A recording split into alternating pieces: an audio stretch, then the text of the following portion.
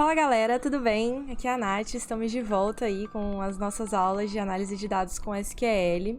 Hoje, finalmente, vamos iniciar a parte prática do nosso curso, tá? E falando nisso, é importante que vocês saibam que a partir de agora a gente precisa estar com o nosso ambiente todo prontinho, todo configurado, para que vocês consigam acompanhar. Então, se você não tem nem ideia do que eu tô falando, se você caiu aqui de paraquedas e não assistiu às aulas anteriores, é muito importante que você volte. Então vai lá, corre na playlist, assiste os 4 primeiros vídeos, deixe seu ambiente redondinho e depois volta aqui para assistir esse vídeo, valeu? Bora lá então, galera, começar a parte prática do nosso curso. Mas antes, só lembrando, se você já gosta desse tipo de conteúdo, não deixe de deixar o seu like nesse vídeo e também se inscrever no canal pra gente conseguir aumentar a nossa comunidade aí de pessoas que também são amantes de dados, tá? A primeira etapa então, galera, da parte prática do nosso curso vai ser a gente simular um ambiente de produção no nosso banco de dados. Basicamente, a gente vai simular então um banco de dados relacional, né? Um banco de dados relacional, para quem não sabe, é um ambiente em que armazena os dados em tabelas e essas tabelas, por sua vez, elas possuem relações entre elas. Então, essas tabelas elas são compostas de colunas, né? Cada coluna ela armazena um tipo de dado. Esse dado pode ser inteiro, ele pode ser varchar, né? Que é do tipo texto, ele pode ser data. Enfim, ele tem dezenas de formatos possíveis, tá? Os dados nas tabelas, eles são armazenados em formas de registro. Então, por exemplo, se eu estiver falando de um cenário de clientes, imaginem, por exemplo, um cadastro de cliente. Cada linha da minha tabela de cliente vai ser o cadastro de um cliente. Então, eu vou ter o cadastro da Natália, eu vou ter o cadastro do fulano, do ciclano, enfim. Quando a gente está falando, então, do armazenamento desses registros nas nossas tabelas, a gente precisa respeitar, né, algumas regras, né, algumas restrições que os nossos dados podem ter. E por que a gente faz isso? Basicamente para garantir a integridade do nosso dado, né? Para a gente evitar que exista algum tipo de erro na hora de inserir o nosso dado.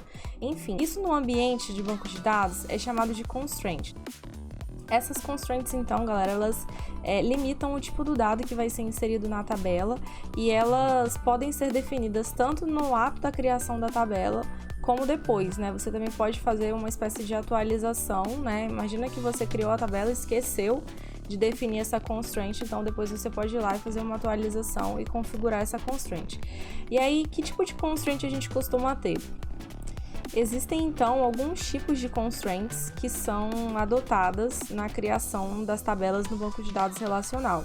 As mais usuais normalmente são o not null, né, que garante que o registro que vai ser inserido naquele campo específico não seja nulo. A gente tem também a primary key, que é muito utilizada no ambiente de banco de dados relacional. Ela nada mais é do que a chave primária da tabela. Para que ela serve? Ela basicamente garante a identificação de um registro na tabela.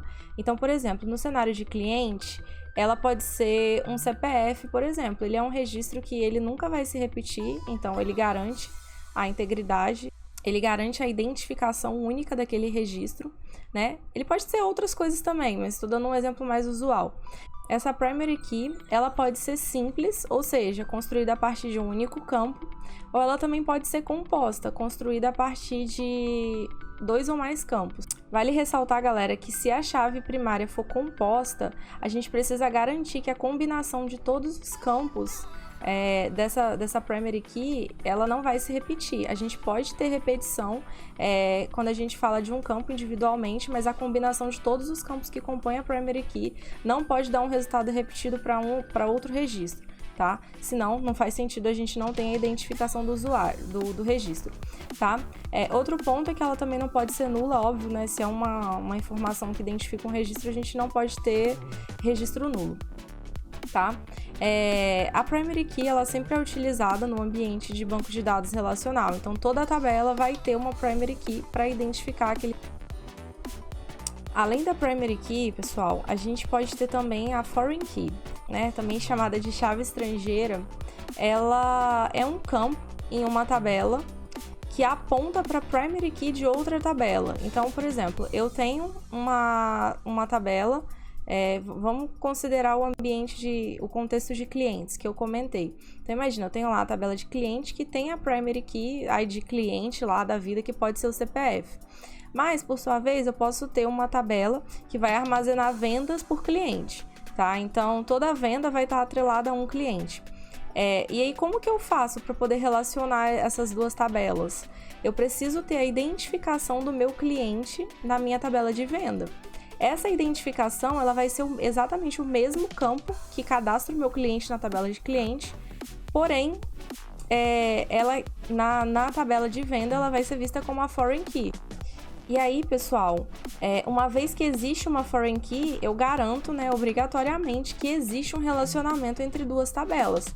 Porque se a foreign key existe aqui, ela está apontando para outra tabela, tá? E aí, da mesma forma que a primary key pode ser simples ou composta, não pode ser nula e não pode ter repetição, a foreign key também tem essas mesmas restrições. Existe também, pessoal, a constraint unique, que garante que um registro ele não pode ser duplicado, né? Ele tem que ser único, como o próprio nome já pressupõe. Porém, não necessariamente eu preciso que aquele campo seja a primary key daquela tabela, tá? Então, eu garanto a identificação única, mas não preciso que seja a primary key. Tá?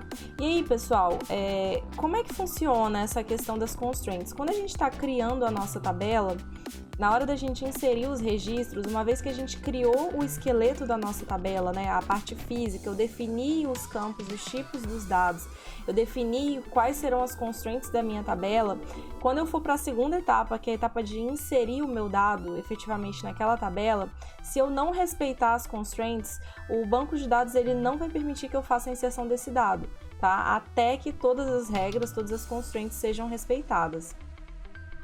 Então, galera, no próximo vídeo a gente vai fazer a prática desse conteúdo. Como é que vai funcionar, tá? A gente vai definir a estrutura física da nossa tabela, a gente vai montar o esqueleto dela, vai definir os nomes dos campos, os tipos dos dados, as respectivas constraints e, posteriormente, a gente vai fazer a inserção dos dados, tá? E aí a gente vai fazer alguns testes para vocês verificarem como funcionam essas questões das constraints, tá bom? Galera, bora então pro próximo vídeo, mas antes, não deixa de seguir a gente no Instagram e de deixar o like aqui no vídeo, tá bom? Valeu!